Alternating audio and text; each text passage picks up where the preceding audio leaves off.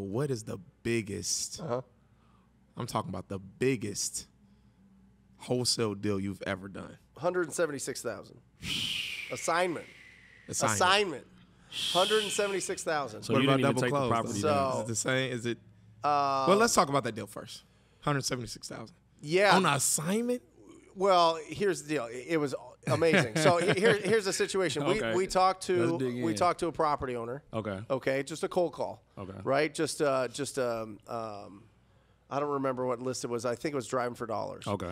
And the guy it was owned by a couple. They got divorced. She got the house in the divorce, Okay. but his name was on the loan. Okay, On he the bought mortgage. it before they were married. So it's in his name. So she had 90 days to get the mortgage out of his name to either sell the property or to get a refinance. Gotcha. Wow. Right? Yeah. She didn't pay for 5 years. Wait, She didn't. what?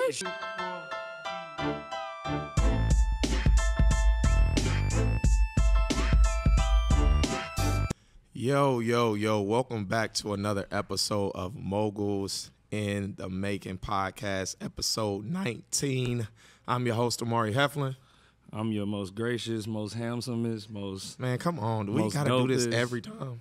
Hey, I'm getting fit. Go ahead, T. Keep going. Hey, Yeah. you know how I get down. Fit body T, Hollywood fit body T. T. Hey, call me what you want. Big T. But I'm your host, Tyrone Johnson, and we got something super duper special for y'all today. It's actually really special for us. Yeah. Somebody that really changed our lives. So I know we normally, we'll talk about what we got going on in the business, but we wanted to get straight to it. So let me just introduce y'all to the one and only, the Mr. TTP, Mr. Wholesaling Inc., Mr. Rhino Tribe. Mr. Flamethrower. That's it. No, seriously, man. We want to really introduce y'all to Mr. Brent Daniels. Brent, we really appreciate you coming on, having us, letting us use your space, man. It's beautiful in here. But, man, we're going to get right to it today. I love you guys, first of all. Hey, we love you Man, I too. love you appreciate guys. that. I love what you guys are doing in your business. I love that you're getting loud and sharing what you're doing the podcast. I mean, Yeah. this is if you're a business owner and you're not comfortable getting loud, it's going to really slow down your business going forward from here on out. I mean, this is just the new era It is. of being an entrepreneur, is going out there and having a lot of pride and conviction in what you do. You guys are doing an amazing job.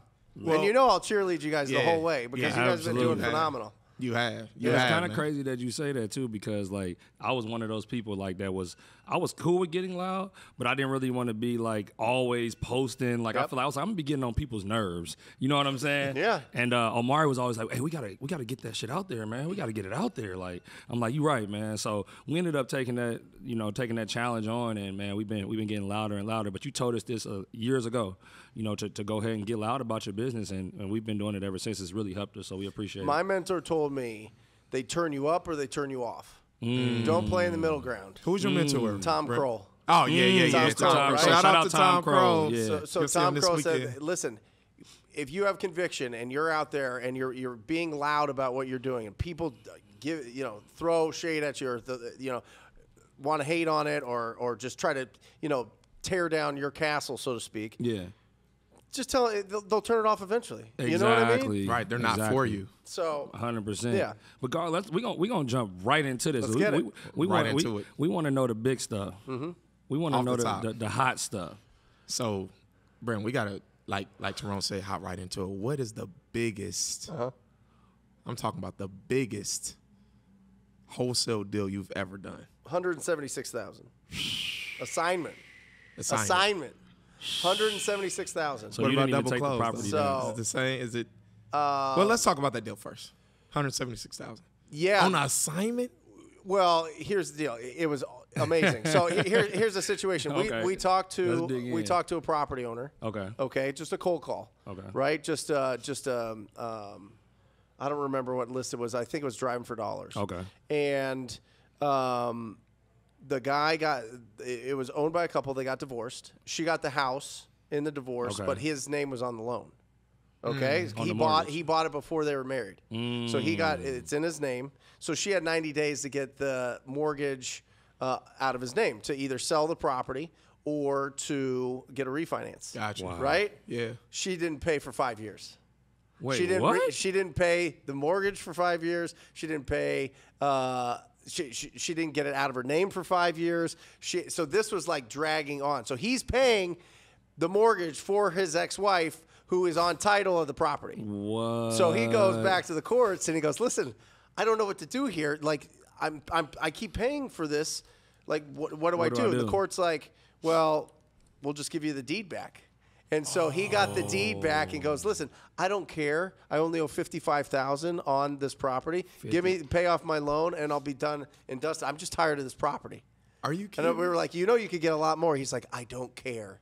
I just want to be done with this. Can you guarantee that I'm done with this?" And I was like, and we were like, "Yeah." So then we sold it like, I don't know, $220. So who were you guys out in the field, or all of this is just through? Like, did you meet with him? Yes. And just look at the property and say like, okay. No, well, that's why we got a better deal. It was sight unseen. She wouldn't let us in. Oh, okay. So we couldn't get access. So he was like, "You have to go tell her that she doesn't own the property. You have to go tell her she needs to And move." see, that's the part. for you. So look, and people always think about it like in a bad way. It's like, dang, they screwed that guy over or something like that. Like, no, he he actually knew how much it was worth. Exactly. Yeah. You're actually solving that man's problem. He don't want to go over there talking to his wife, telling her that he got the deed back. And I don't know, he might have a new wife that That don't name's want like, him look, you're done, honey. That's over with. Exactly. So- but the key to this business in the wholesaling business, and I love how you explain it, so I'm going to have you explain it to our listeners. The key to this wholesale business is, where can you help someone at? Yep. Like, you shouldn't be looking. I know it's hard to, when you're first starting, all you're thinking about is that $5,000 assignment fee, the $10,000. But the ones that we've helped people the most on is the ones that we've made the most money on. But I did want you to kind of explain to our listeners, because some people still don't know what wholesaling is. Yeah. Yeah. I don't know how. And it's so common to us because we're in it. Exactly. You know what I mean? Yeah. But it's still a niche thing. You know Well, what I mean? I think the important thing to understand is the magic that happens when somebody signs a purchase agreement. So just to lay it out really simply for somebody, there's somebody that owns an ugly house or is in an ugly situation, right? They want to sell this property. They don't want to get an agent. They don't want to do any fix-ups. They don't want inspections. They don't want to put it on the market. They don't want it on the internet. They don't want anybody to know that they're selling it, whatever. It could be a million different reasons why they want to sell it to somebody like us, right? So we go and we put this property under contract. We're the buyer. We're going to go buy this property. So we're the buyer, and we've got an ugly house. Now, as soon as that piece of paper is signed by the seller and by us, it's an asset. Exactly. That's what people need to understand. This piece of paper right here, the ability to buy that ugly house is an asset because it's opportunity. Absolutely. And then we go out to the rest of the investing world and we say, "Hey, do you want this opportunity?" And they go, "Yes." And then they pay us, for that opportunity. So, and by the way, we can close on that. We can close on it. We can add it to our rental portfolio. We could do anything. But if we decide that we want to put it out to everybody else, then we assign it. And that's another piece of paper where you just assign it to somebody else. They get this contract, and we get paid what's called an assignment fee. And I think, listen, it is the most powerful way. If you are broke, right? If you do not have a big, healthy, heavy bank account, and you're looking for a way to be able to make 5, 10, 15, 20, 100,000, whatever it is, on one conversation, one relationship, and do that as in the quickest way possible. I don't know any other business that you can do. You can jump right in without experience, with just some people skills, and you go out and you see an ugly house. You can go literally to truepeoplefinder.com right now. You can. You can. Get the phone number. Search it. Get the phone number for them. Call them up and say, "When do you plan on selling that property?" And then you put that property under contract. And everybody's like, "Well, what about the paperwork and all these other things?" Guys, there is a million YouTube videos. There's a million free resources. There's no excuses these days. Right. I mean, it it's all right there to be able to understand, you know, what this document is that you're signing. And if you have any questions, go to a title company. Go to a closing attorney, depending on your state, and just say, "Hey, what does this mean? I want to bring business to your title company. So can you just help me understand what this agreement means?" Right.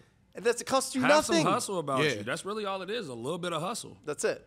And if you got that, it could go a long way. And I know, Brent, you know, luckily for me, and I'm sure you got a lot of students who kind of went through a orthodox path of getting her first wholesale deal from like not knowing anything, right? And just taking action. I think it's almost better for you to not know what you're doing. Sure. And just do it, you know? right. And then you kind of like, okay, what paperwork do I need again, Brent? Or where can I, okay, let me type in a YouTube video. Where's the, okay, I think this works. Is this right? Title company, is this?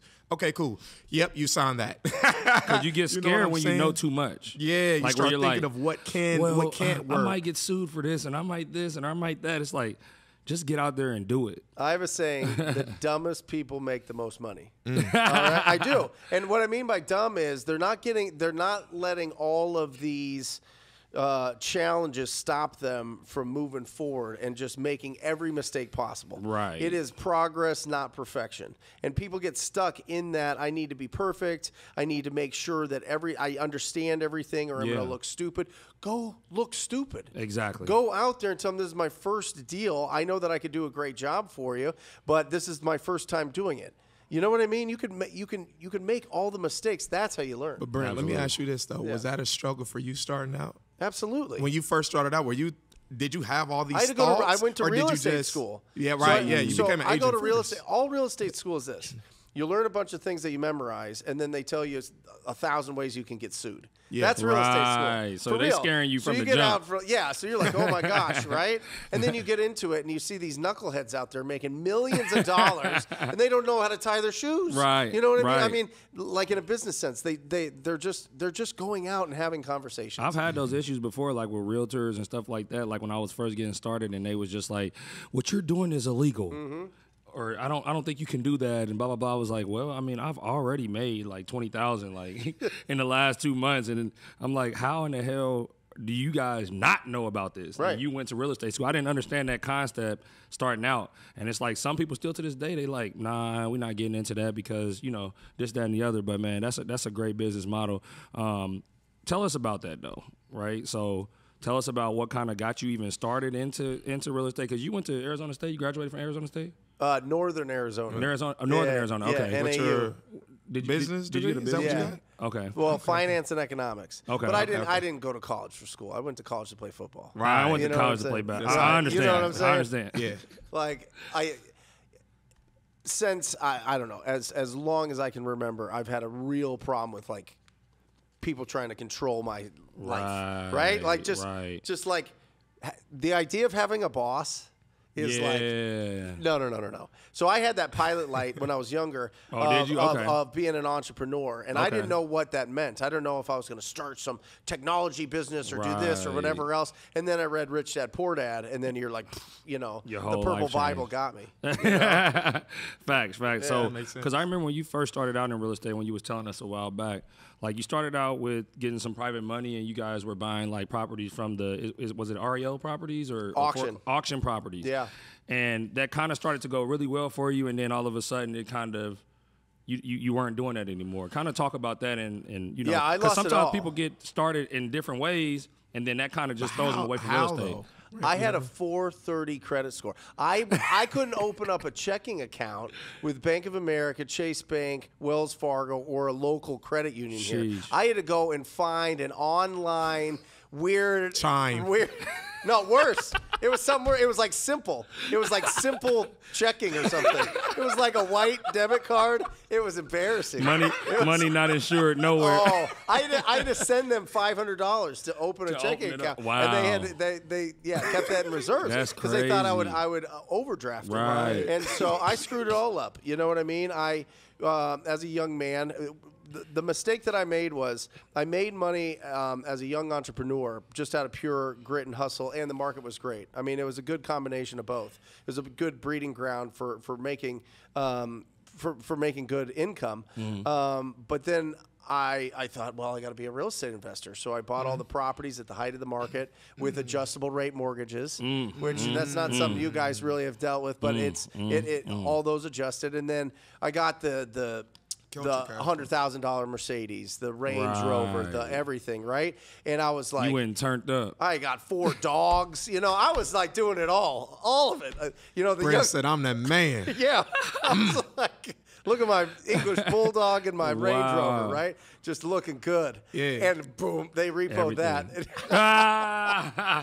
Hey, been there. Listen. So anyway, I wasn't financially savvy. I didn't really listen to what was going on with Rich Dad Poor Dad. I made every mistake in the book, and then I had to fight and claw to get back out, and that's where I discovered wholesaling, and that changed everything. Okay. Because truly, I mean, my dad gave me an old Lexus. It went through this crazy hailstorm, so the back window was blasted out. So I had to tape a bag on my back window, right? And I had to park around the corner. I'm not joking. I didn't know you went to the bottom like that. I didn't know that. It broke the leather seat. I mean, it shredded the old leather seat. It was bad. It was so bad. But listen, I saw a house. And it was in a historic neighborhood here called Roosevelt. Okay. And I got the phone number for the owner because it was boarded up and it looked like it was vacant.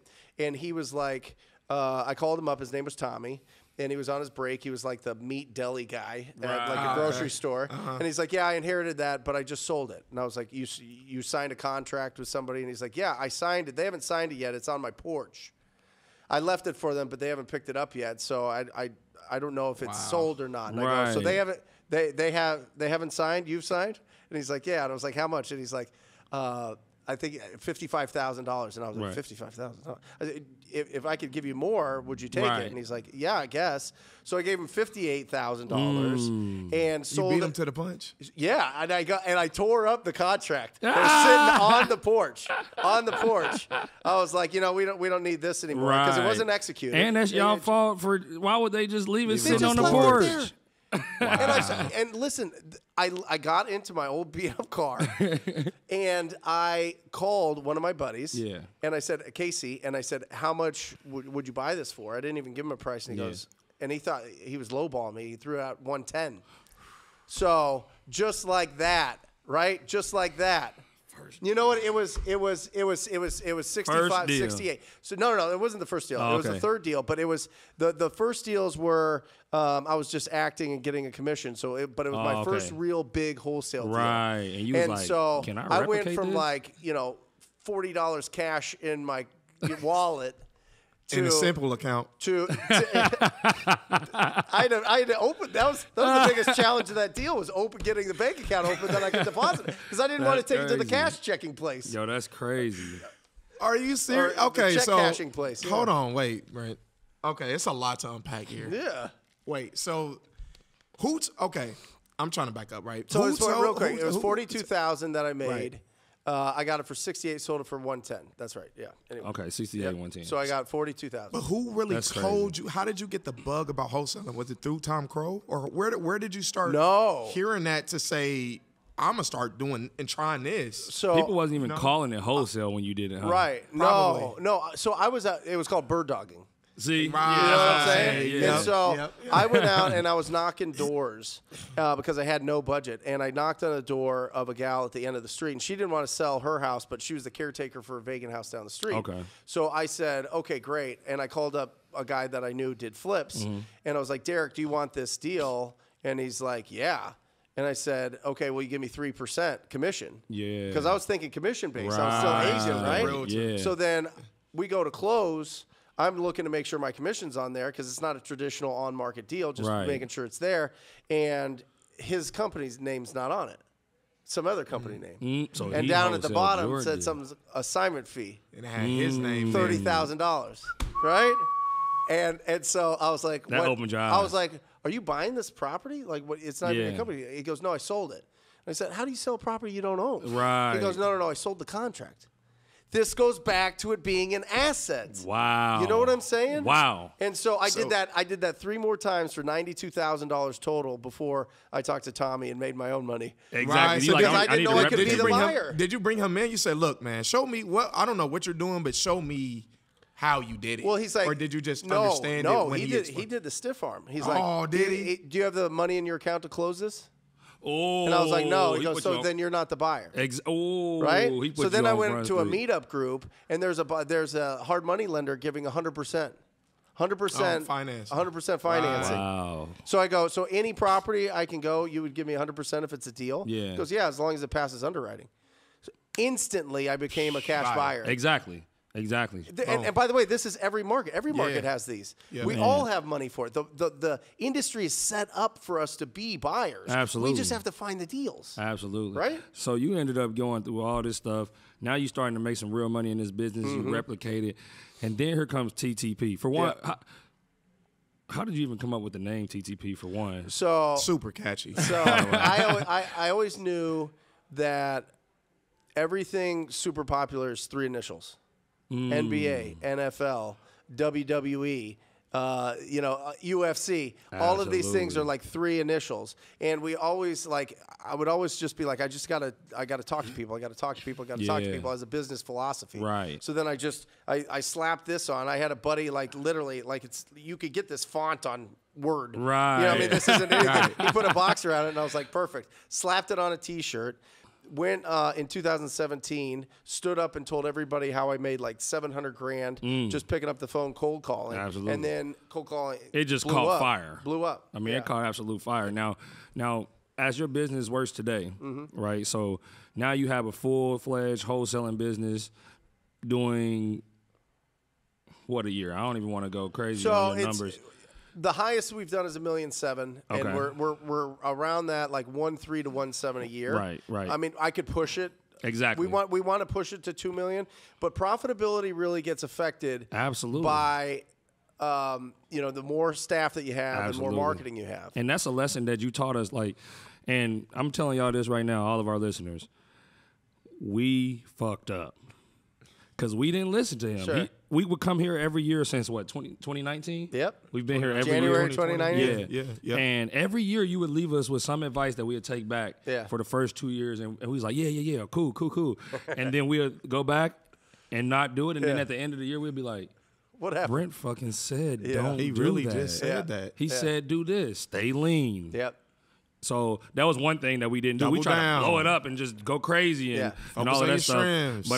But so now, so you have a super fledged wholesale business, but you're also on the coaching side, education side of things as well. Yeah. What does your days look like?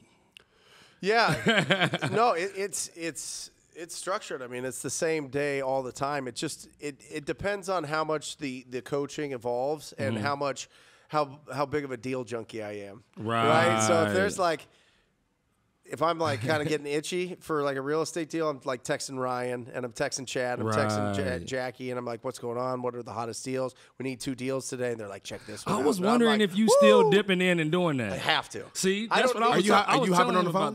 No. I don't need to. No, I'm not going on the appointments. I'm not hopping on the phone. But you be like, unless they need these me hottest 4 leads right here that we got in the company today.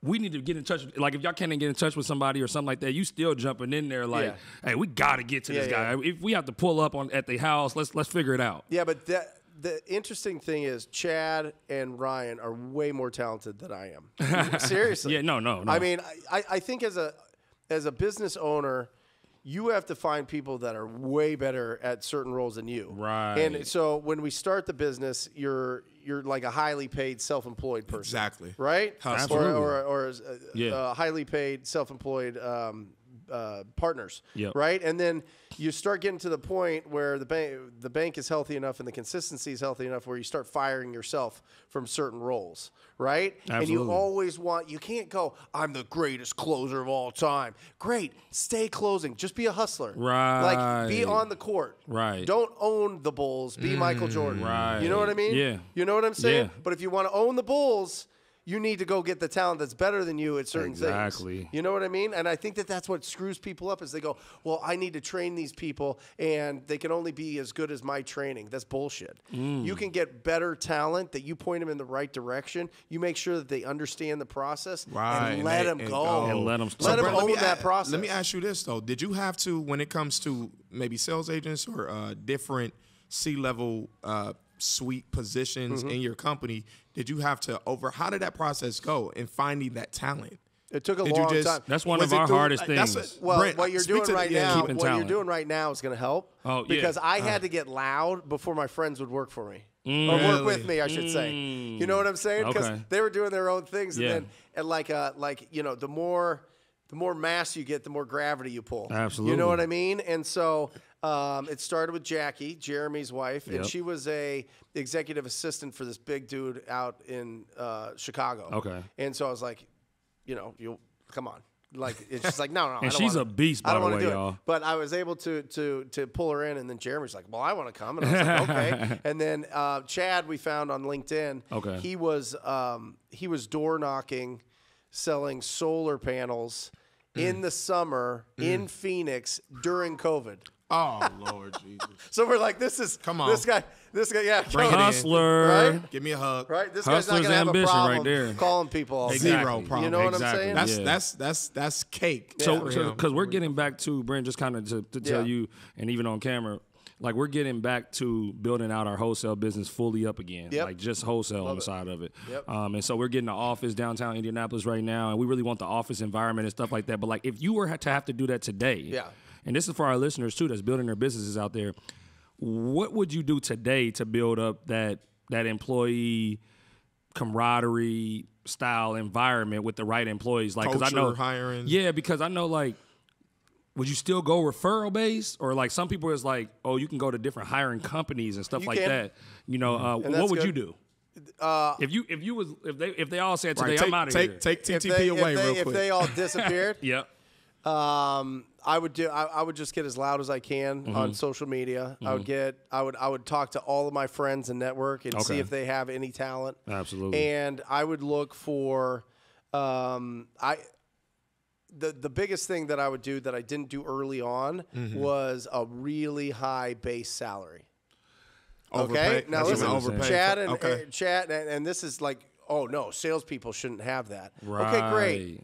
Enjoy the turnover every 6 months, 2 years, or whatever. Getting constantly pulled back. It's constant turnover, right? So they have an 80K base plus commission. You know what I mean? So they still have the hustle, but they're hustling because they want the team to win, not just themselves.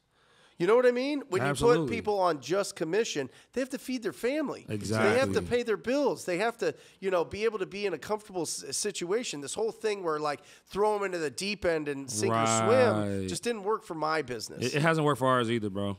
And I'm like, that's not it. And I started to see this, Brent, not only for what we're talking about right now, but for property management, construction, absolutely, realtors, now you whatever it is. Shit. Yeah. Now you finally talking. I always talk that shit. Now you talking. I don't know about that now. I always do that now. Y'all know. I don't know about y'all that. know. Y'all been in there almost 20 episodes. Y'all know he'll get the blind. Hold on now. Over here. Let me keep going. But seriously though, Brent, it's just kind of going through 2022, we still had a lot of wins, still did a lot of wholesale, still did flips, that was still successful, but it was still like, I'm seeing it. And when you're in the thick, at one point in time, we had close to 20 projects going on at one time. Not all flips, but when you're burning it, you're buying it, and you're putting all 30, 40, whatever, 50,000 into it to refi out. Doing all of this stuff is still a project that are going on. It's almost 20 at one time. I'm like, this is not making sense. You know? But then, okay, cool. We hired a property management company, and then you start to see it a year later. Not on the front end. I'm like, hey, what are the qualifications? All of this good stuff. And they'll tell you what you want to hear, but are you able to really take that second deep dive and make sure that they are an A player? Like if they're not an A player now, moving forward, I don't really want to work with you.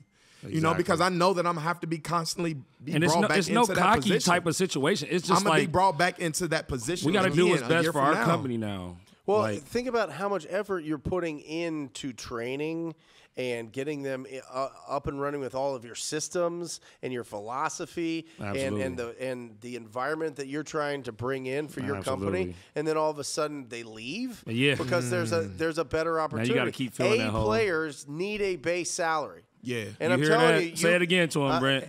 A players need a base salary. Stop being stingy out there, okay, for real.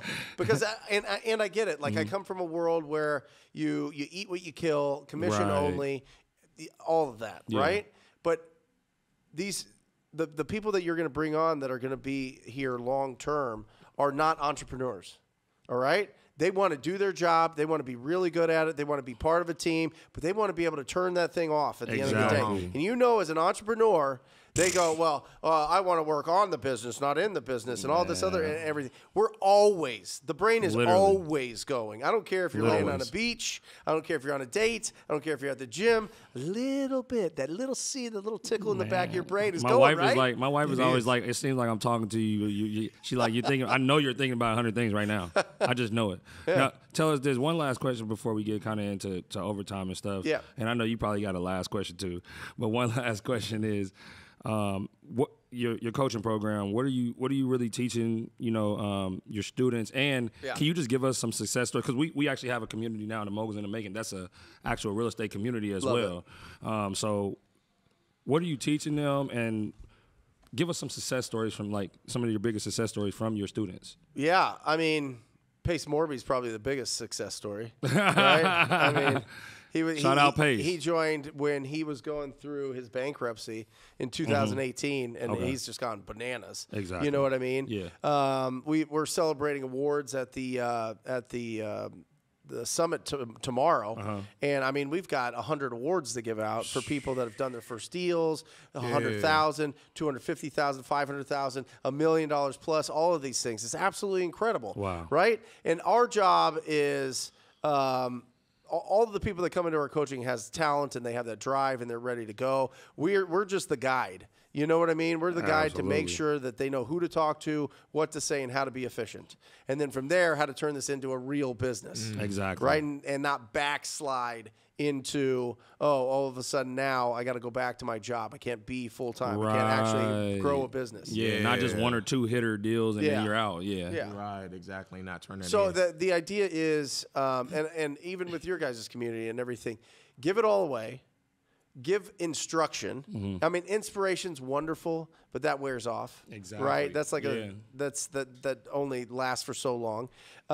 So give it all away. Give actual instruction on how to go out and do things, and then just support people and bring everybody together that's going to collaborate. Absolutely. And you create an incredible tribe. So, Brent, what's your team look like now as far as social media, the TTP brand, as far as the camera crew, the behind the scenes, the posting, the setting up the course? Because I think that's kind of where we got the knowledge, and we're going to go back and I think, the biggest thing that we learned is what I just said is just even if you got to overpay people, do that. Because we have the knowledge, but if you keep getting brought back, you only got 24 hours in a day, right?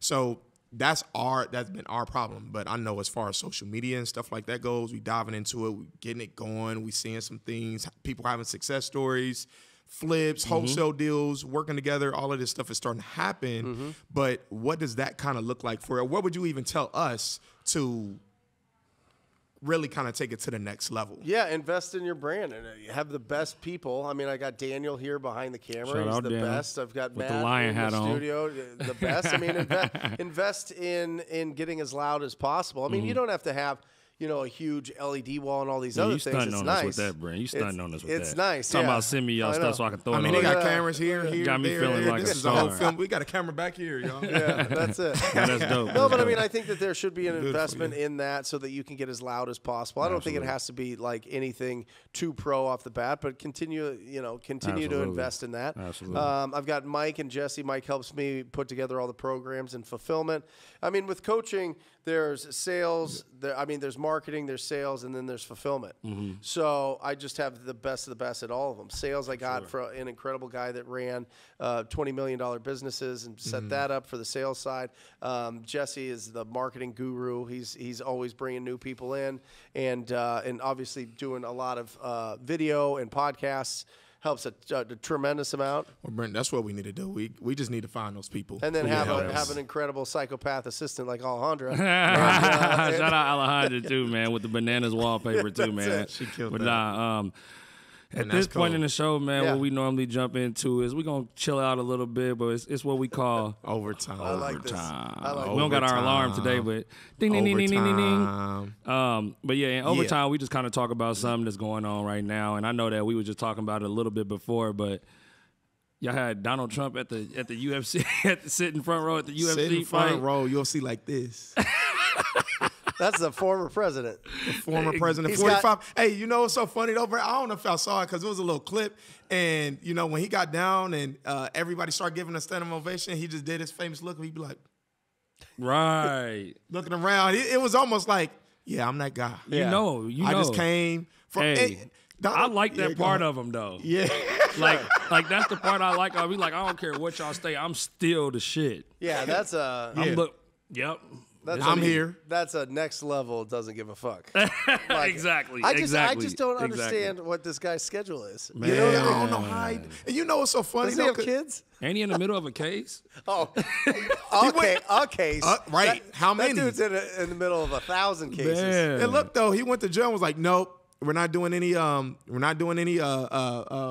mug shots. I was like, this is just the fact that you can be able to do that and say, hey, look, I'm not having a mug shot. Hey. That's not something that you go in and do. That's like, what? Yeah, he's a wild boy. That's like the whole thing. Like billionaires don't have passports. Yeah, you know what I mean? Right. They just go. Exactly. Yeah, Right? yeah.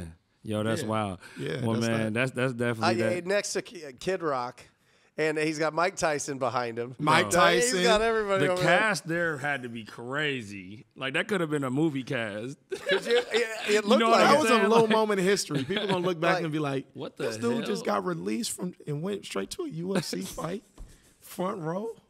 The president. I have former these president. fights on, and it's Saturday night, and my wife's like, I don't want to watch these fights. I was like, look who's it? Look at that. Look She who in goes, front is row. that Donald Trump in the front row? She just sat down and Yeah. started watching it. She's Hold like, on, I wait a just gotta minute. watch Maybe, it. maybe I'll just watch a few minutes of this. Just to see what's about to go down. Mike, man. it's Kid Rock, Donald Trump, Mike Tyson, and they're all just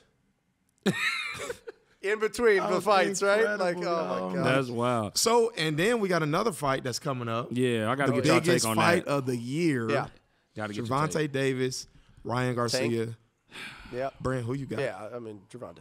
It's not even close. I got Tank. I Me don't. too. Yeah, I don't think it's gonna be. I think it's gonna be an so. absolute he gonna- clinic. I'm happy for the fight because I feel like you got two of the top fighters technically fighting and actually taking that fight early in their careers. I am happy for that. But yeah, I think he's gonna. I think Tank gonna knock that Yeah, ass out. I think it's that time. I like Ryan Garcia's confidence, and I like the only way Ryan Garcia wins is if it's on some type of slip, because that's where he'll catch people. Yeah. If Gervonta Davis ain't careful and he slips somehow or not being Has he fundamentally ever been sound. caught though? No, he hasn't. Has he ever been caught? He hasn't. Because Garcia's been caught. Right, He so- has. but he He came has. back too though. So I see. Yeah, but he wasn't fighting. Right. I mean, but He no, wasn't I fighting didn't. I didn't seen Garcia down and came back and still got the dub. I didn't seen it. Yeah. I didn't seen it. He got some heart in him. I'm not saying just that. like I the think best of the best. Tank is coming through, and it is what it is. Yeah. But if Tank if he has that in his mind though, Yeah. like this is easy, and you slip. Yeah, but you can't. Ryan That's catch boxing. you. That's boxing and in it general. might be You can't have you those know. in boxing. It's not like okay, true. you know how you go out in a True, basketball, true, football right. game. It's like, Sometimes you're like, he's- oh, we he's playing the cooked. lesser team. It's It's like no, over. in boxing, that one slip up can have you on your ass. And he got a crazy. So you got to know that coming he in. got a Period. Every crazy, fight, it's hard not slip. Like you gotta, hey man, you gotta watch that left. He got that. That's his Yeah. thing. It's gonna but be. he got it. It's Yeah. gonna be a bloodbath. It It's not is. even gonna be close. It is. It's It is. not. Yeah, even gonna be close. I think Tank Do you think definitely it's is out. Do you think it's gonna end in a submission. knockout? Oh yeah. You think so? Oh, it's gonna be bad. I say my He's thing. gonna how many destroy that rounds? body. He And then is he's gonna tear gonna that body I think it might be 5. No, Four or no, I five. told. I said. depends on I how- said 5 7 rounds. to 9. If he think wants to so? play Yeah. with his food, yeah. Nah. He's gonna go after it. Because I think he gonna get him in the first 2. It's gonna be a bunch of this, doing all that. Yeah. Trying to fill each other out. And then after that is when it's really gonna start really getting rolling, man. Yeah. But I get him 5 rounds tops, man. 5 rounds. Hey, well, you heard him first. He said 5. I said 7. I don't. You know, these little guys. You know, they could go the whole way. Yeah, they can. You know, they can, They for I can. think I think it's going to be a decision, but it's going to be a law. It's going to be a.